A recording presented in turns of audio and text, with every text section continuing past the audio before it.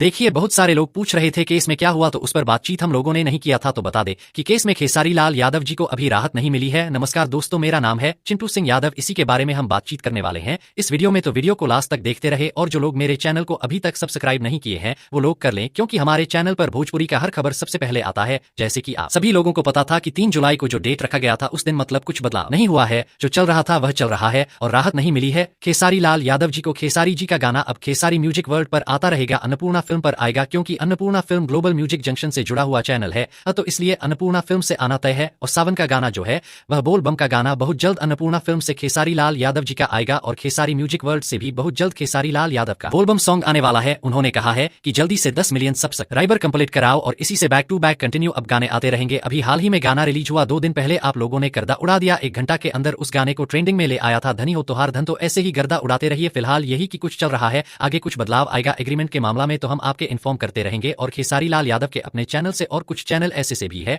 जिसके साथ एग्रीमेंट में भी लिखा हुआ है कि गाना आप गा सकते हैं, तो उन चैनलों से तो आता ही रहेगा, समझ रहे हैं आप। तो यही है फिलहाल अपडेट था। मैं चिंटू सिंह यादव और आप लोग देख रहे थे भोजपुरी खबर 27।